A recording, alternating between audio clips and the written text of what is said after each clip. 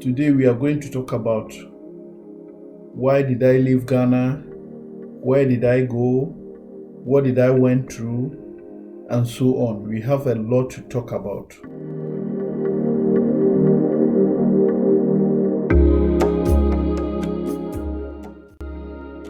Hello, good morning, good afternoon, wherever you are. This is Brother Ben once again. Go to my YouTube channel, subscribe, click the like button, share with others. I'm going to do it a series.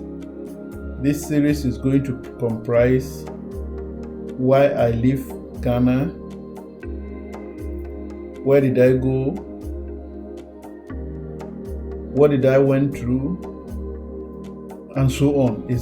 I have a lot to tell you. This is how I left Ghana. I'm not going to tell you how things happened before I left Ghana, because I was doing well. My uncle was very rich. In fact, if somebody tells you that I'm going to travel or follow this route, you will never believe it. But something happened. That is why I left. So I'm not going to tell you because it's a sad story. But this is how I left Ghana. So by the year 2000, I was having my firstborn, who is called Benedicta Chira. This girl is in training college now. So you can imagine, after this girl was born, the next year, that was 2001. She was born 2000, and 2001 I left Ghana. So that time there was a route from Ghana to Mali, Algeria, Morocco, then you get to Spain. So that was my target. So I left Ghana. So when I was going to Mali, I was having a little amount of money with me because things were not all right. But I was having assurance that my uncle, who is in Germany, decided to help me. So he assured me that if I go anywhere I'll be, he will help me. I got to Mali. I stayed there for about 2 months. Why? Because journey from Mali to Morocco was very rough. Algeria doesn't allow anybody to go to Morocco. So those who left when I was there, they all came back to Mali. Things were very rough. So I decided to wait a little and see whether the journey will be true or not. So I stayed there for about 2 months. Things were very rough for me. I was not having enough money with me anymore. So I decided to work in Mali. This particular city is called Gao. So I stayed in Gao for about 2 months, and the third month I decided to work. There is a sewing machine over there. You just put it on your shoulder. You will be knocking the scissors like this.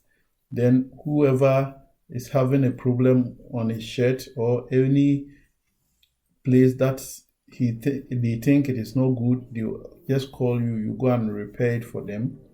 So that was what I was doing. Then in the evening, I'll come and pay the machine owner. I did this for about 1 month.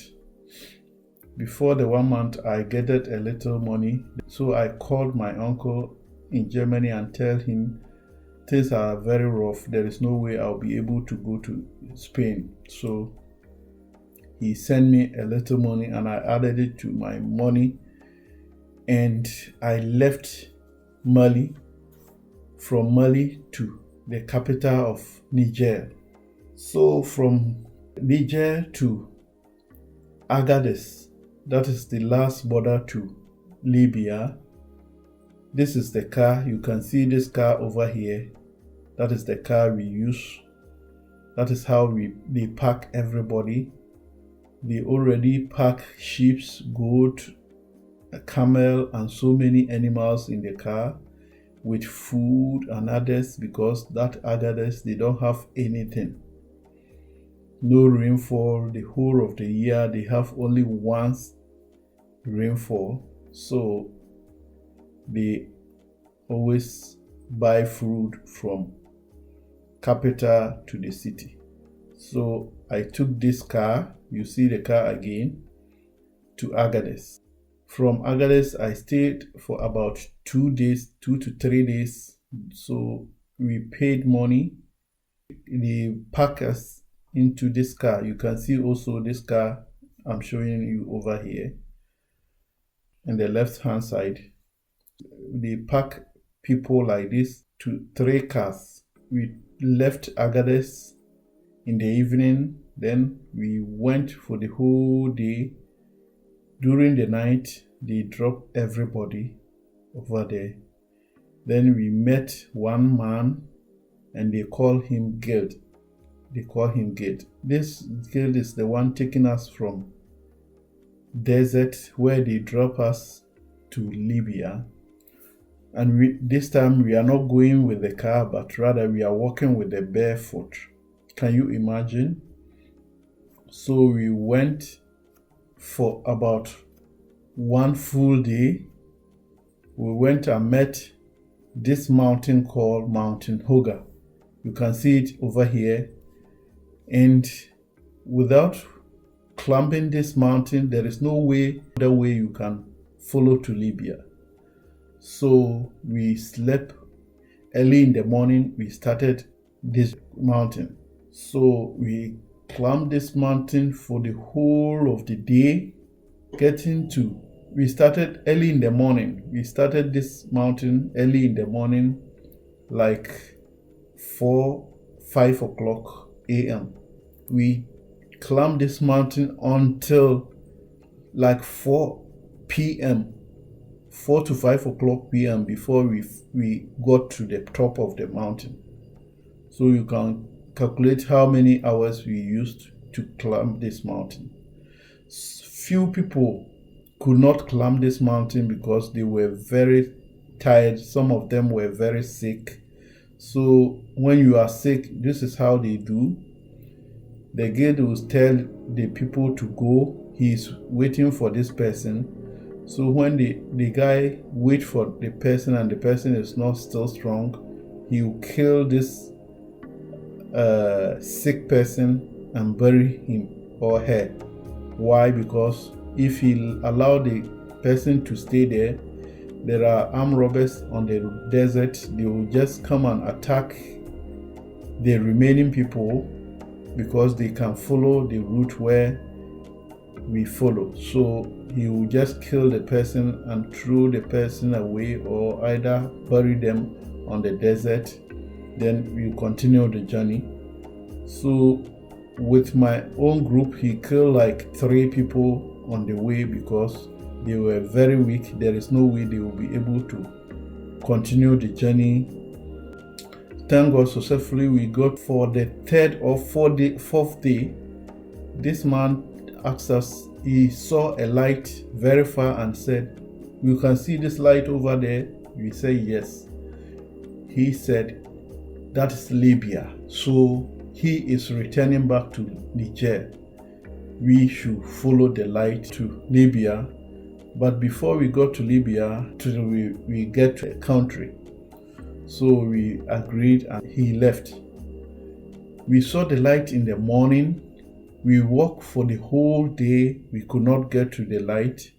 Why? Because on the desert, when you see a light like this, or when you see a house, you can walk the whole day without getting to where it is. Because when you are on the desert, you see very, very far. It's the same as on the sea. We got to a city called Gat. That is the first city of Libya when you are coming from Niger. So this fruit is what we ate, and this is the tree of this. You can see the fruit and the tree, the seed and the fruit over here. That is the one we eat before we enter the city. So after we got to the city, we met an old man. This old man built his house. That is the first house you meet before you get to the city. So this man invite us to his house. Her wife cooked for us. We ate all right, not knowing this is also doing his business. So he will just take a huge sum of money and tell you he's taking you to the city, but it does not take you 5 minutes. He will just go and drop you in the city. So we paid money and this man went and dropped us into the city. We rest for the day. The next morning we took another car to a city called Sabah. This city is the third capital of Libya. So over there, many people used to be stranded, or many people used to stay there and wait for a little while, because when you get there, no matter how you are, you will not be having any money with you anymore. So some people go to work. Some people try and work over there for a while before they continue the journey. Before I got there, I was not having any money with me. So I decided to work for some days or for some week before I can continue to Tripoli, because my destination was Tripoli. I stayed there for some few days. There is a place where they call Shogo ground. So you go and stay there, you work there for some days. When you go there, you stay. When somebody needs somebody to go and clean, or when somebody needs you to go and work, help them in their farms, you will come and pick you, go and help them in their farms. Then they'll give you a little money and you come back home. So it got to a time that I went to work for a man.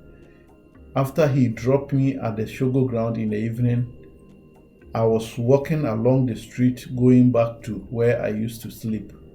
So I met a guy over there. Those bad boys, we call them asthma boys. So this guy, I met him, and he called me Asthma Tali, means my friend, come here. I said no, I will not go, because when you go there, they will just attack you and take your money. If God did not help you, they will still choke you with their knife. So I told him there is no way I'll go there, or I will not mind him. So when I was going, this guy picked a big stone. He wanted to hit me with this stone. So I ran and stand in front of a new car, somebody's car. I went and stand in front of it. He also ran and stand at the back.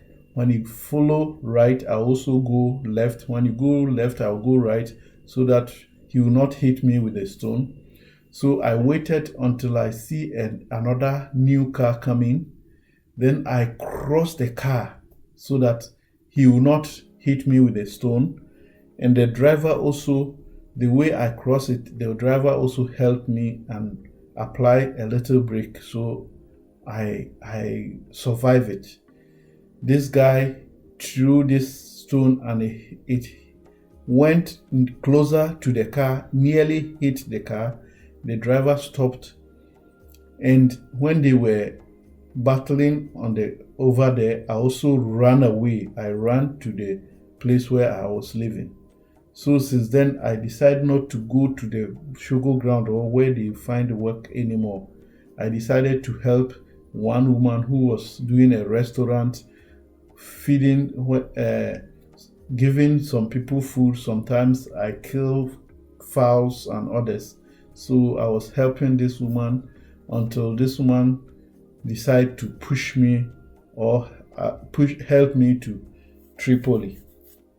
So that was how I got myself to Tripoli. If you want to know how things went for me when I was in Libya, you want to know why I came back to Ghana and went back again to Libya, if you want to know how many times I tried to come to Europe and how I suffered on the sea, just subscribe to this channel. I have a lot to tell you. I'm going to do it as a series, just short video, but it is going to be wonderful. I'm going to end this video here. I believe you have learned a lot from this short video. But don't forget, I'm going to continue what I went through on the sea and so on. I'm going to do all for you to hear what people goes through when they travel through this journey. Subscribe, click the like button, share with others so that you can also know what people goes through when they travel to Europe. Bye bye. Little sweet